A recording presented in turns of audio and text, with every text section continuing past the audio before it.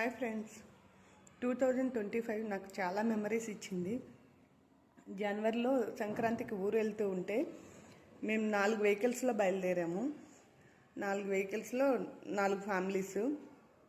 మధ్యలో ఒక చోట దిగి మా పాప బర్త్డే ఉందని టెంపుల్కి వెళ్ళి దర్శనం చేసుకొని తర్వాత పిల్లలంతా ఒక కారు, పెద్దవాళ్ళంతా ఒక కారు, మిగిలిన కార్లలో వెళ్ళాము. అలా వెళ్తూ ఉంటే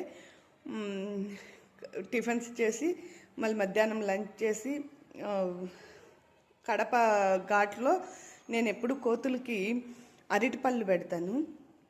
అరటిపళ్ళు పెట్టడానికి అక్కడ అరటిపళ్ళు తీసుకుంటూ ఉంటే ఆ అరటిపళ్ళు తీసుకునే ఆయన, దేనికమ్మా అరటిపళ్ళు ఇన్ని తీసుకుంటున్నావు అంటే, అక్కడ కోతులకు పెట్టడానికి. నాకు ప్రతి ఇయర్ ఇష్టం ఇలా పెట్టడం అంటే చాలా మంచి పని చేస్తున్నావు అమ్మా, నీకు అంత మంచిగా జరుగుతుంది అన్నాడు.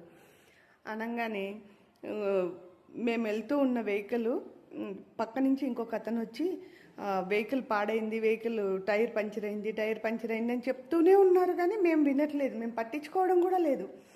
తర్వాత ఇంకో గట్టిగా అరిచి చెప్పంగానే సైడ్కి ఆపాము. ఆ సైడ్కి ఆపిన ప్లేస్ ఎట్లాంటిదో తెలుసా? పెద్ద హోటల్ ఒకవైపు, బేకరీ ఒకవైపు, మధ్యలో మా వెహికల్. అందులో మేమే ఫస్ట్ బయలుదేరినాము. తర్వాత 3 వెహికల్లు మా బ్యాక్ సైడ్ వస్తూ ఉన్నాయి. అసలు నిజంగా ఇది ఆయన అన్న మాటలు అన్నీ నాకు ఎంత హ్యాపీనెస్ ఇచ్చాయో తెలుసా. అంత సాడ్లో కూడా ఎంత హ్యాపీ అనిపించిందంటే, అంటే ఎక్కడైనా అడవిలో ఆ కణంలో పంచర్ అయితే చాలా డేంజర్ అయిపోయేది. అలాంటిది అక్కడ ఆగాక నేను వీడియో తీస్తుంటే అందరూ తిడుతున్నారు, అక్కడ టైర్ పంచర్ అయ్యి వాళ్ళు ఇబ్బంది పడుతూ ఉంటే నువ్వు వీడియోలు తీసుకుంటున్నావా అనేసి. అలా తీసుకుంటూ ఉంటే మా అమ్మాయి బర్త్డే అనేసి మా కజిన్స్ వెళ్ళి కేక్ తీసుకొచ్చారు. ఆ పెద్ద హోటల్ ముందు మంచి గార్డెన్ ఉంది.